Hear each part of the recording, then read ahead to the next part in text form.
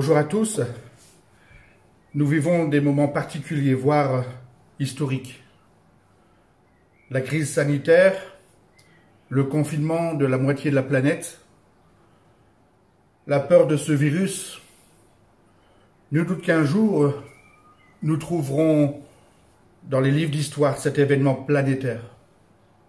On parlera certainement de la crise sanitaire, mais aussi de la crise économique et de la crise sociale qui vont suivre. En revanche, on oubliera certainement que cette crise, ce confinement,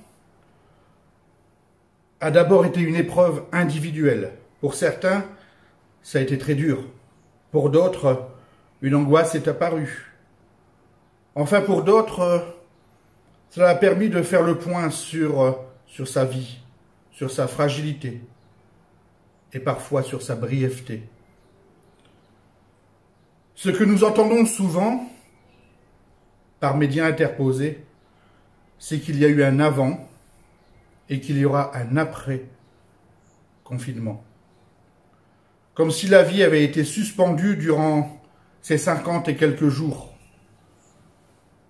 Combien d'entre nous, le 11 mai, sont sortis de chez eux en prenant une grande bouffée d'air, comme si la fin d'une épreuve était arrivée, comme si une nouvelle liberté nous était accordée. Maintenant, il faut réussir ce déconfinement. On a vu dans les rues de nombreuses personnes se réunir pour prendre le soleil, au mépris des recommandations en vigueur. N'avons-nous pas confondu fin de confinement et fin d'épidémie? Malheureusement, le Covid continue de rôder, continue de contaminer et continue de tuer. Réussir son déconfinement, c'est une question qui se pose, car à quoi bon avoir fait tout cela si dans les jours qui suivent, on se trouve contaminé par le virus, que l'on se retrouve malade? J'aimerais vous parler de deux situations que nous trouvons dans la Bible, deux situations de confinement, avec des conséquences plus ou moins fâcheuses. Le premier personnage dont j'aimerais parler est devenu constructeur de bateaux, puis navigateur, animalier. Il s'agit de Noé. Beaucoup d'entre vous connaissent l'histoire de Noé. Laissez-moi vous résumer son histoire, que nous trouvons dans la Bible, dans le livre de la Genèse au chapitre 6 à 8. Du temps de Noé, les hommes étaient devenus méchants, mauvais, criminels, à tel point que Dieu a regretté de les avoir créés, d'avoir créé l'humanité. Il a décidé d'anéantir toute cette civilisation par un déluge. Noé, pourtant, était un homme droit. Il a trouvé grâce aux yeux de Dieu, et l'Éternel a décidé de le sauver, lui, sa famille, et les animaux qu'il devait rassembler, en lui faisant bâtir une arche. Vous connaissez probablement toute cette histoire. Ce que vous ne savez peut-être pas, c'est que le confinement de Noé a duré 1 an. Le déluge a duré 40 jours. Mais avant que la terre ne sèche, il a fallu 1 an. 1 an enfermé dans une arche avec les animaux. Et je pense que même Christian Dior, même Chanel, même Dolce & Gabbana n'auraient pas pu, avec leur parfum, améliorer l'odeur qui devait régner dans cette arche. Après 1 an, l'arche a touché terre, et Noé, sa famille et tous les animaux ont pu sortir de l'arche. Noé a dû prendre une grande bouffée d'oxygène en sortant. Puis Noé s'est installé, il a commencé à cultiver la terre, il a planté une vigne, et avec le raisin, qu'est-ce que l'on fait? Du vin. Et Noé s'est enivré. Noé Il ne savait plus ce qu'il faisait. Il s'est complètement déshabillé, il était complètement saoul. Malheureusement, un de ses fils a vu la nudité de son père et cela lui a été porté en préjudice. Peut-être que pendant ton confinement, tu as réfléchi à ta vie. L'alcool, la drogue, les addictions diverses sont au quotidien. Tu as pensé que ta vie allait changer après ce confinement. Et après cette épreuve, tu abandonnerais toutes ces choses. Mais malheureusement, la rencontre d'un ami, un apéritif bien mérité, une invitation chez des amis, te voilà que tu replonges. Tu replonges dans tes vices. Tu replonges dans tes problèmes. C'est plus fort que toi. Aujourd'hui, tu es reparti de plus belle dans tout ce qui fait ta vie. Ton déconfinement est raté. Le deuxième personnage qui a été confiné, un peu moins connu. Là aussi, il s'agit d'une histoire de bateau, mais aussi une histoire de poisson. Il s'agit de Jonas. Lui a été confiné pendant 3 jours dans le ventre d'un poisson. Que s'est-il passé?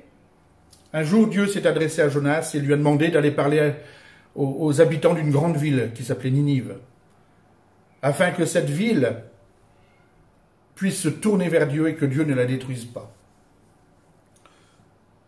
Plutôt que d'obéir, Jonas est parti à l'opposé de cette ville. Il a pris un bateau parce qu'il refusait.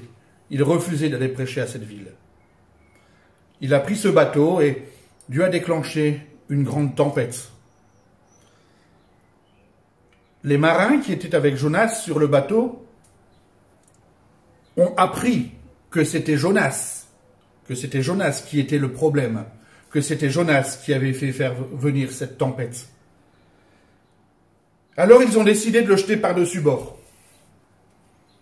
La tempête s'est immédiatement arrêtée et Jonas a été avalé par un grand poisson.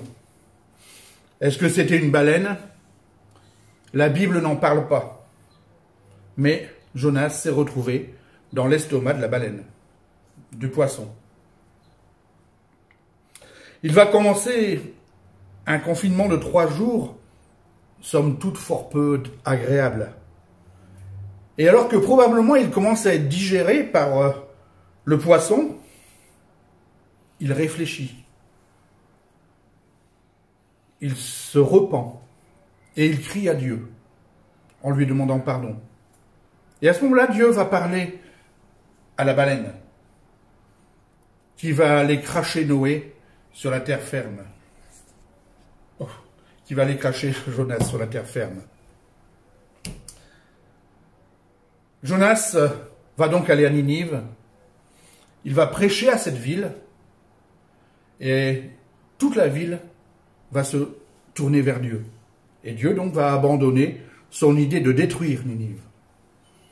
Et là, plutôt que de se réjouir, que va faire Jonas? Il va se mettre en colère envers Dieu. Pourquoi? Pourquoi j'ai vécu tout ça?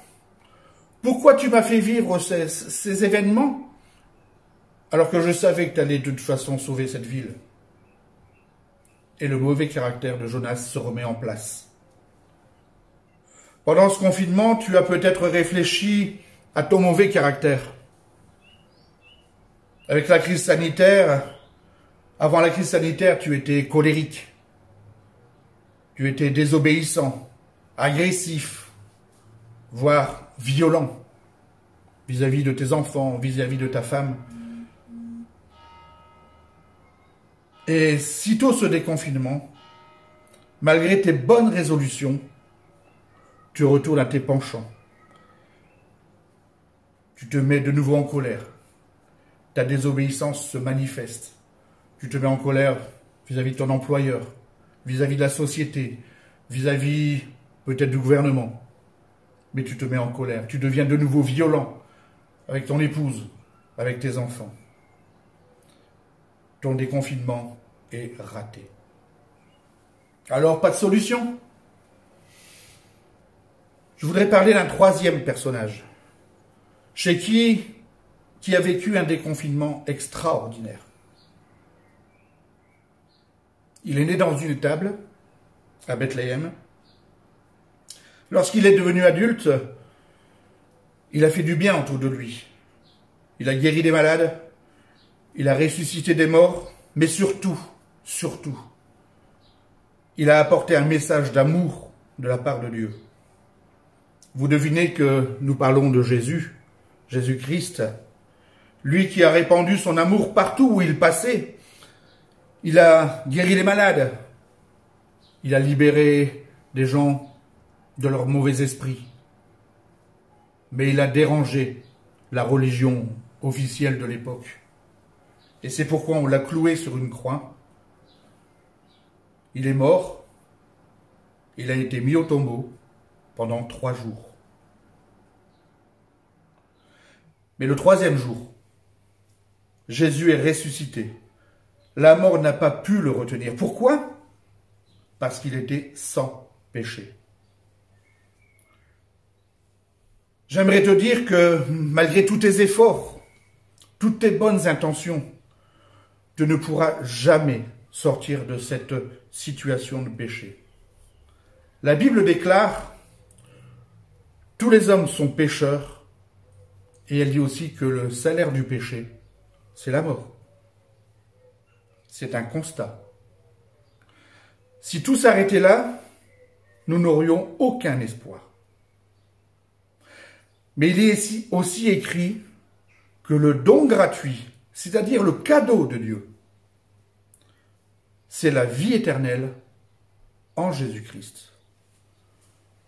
Laissez-moi vous lire ce texte que l'on trouve dans la lettre aux Romains, dans la Bible, où il est écrit « Si nous avons été unis à Jésus par une mort semblable à la sienne, nous serons aussi unis à Jésus pour une résurrection semblable à la sienne. Comprenons donc que l'homme que nous étions autrefois a été crucifié avec le Christ, afin que le péché, dans tout ce qui fait sa force, soit réduit à l'impuissance et que nous ne servions plus le péché comme des esclaves.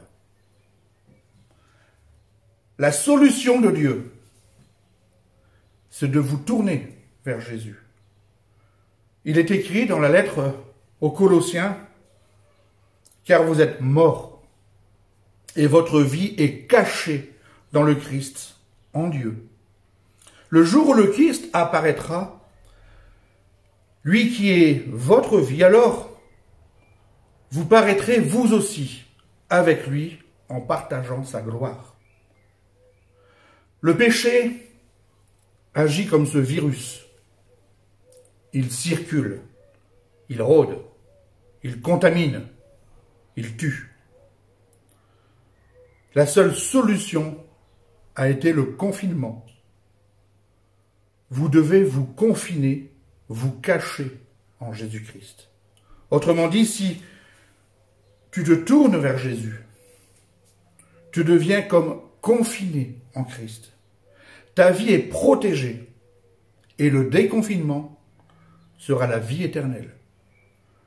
Voilà comment réussir le déconfinement de sa vie. J'aimerais le citer, avant de conclure, un dernier verset, bien connu des chrétiens. « Car Dieu a tellement aimé les hommes qu'il a donné son Fils Jésus, afin que quiconque, toi, moi, ton voisin, ton épouse, tes enfants, afin que quiconque croit en lui, croit en Jésus, ne meure point, mais qu'il ait la vie éternelle. Amen.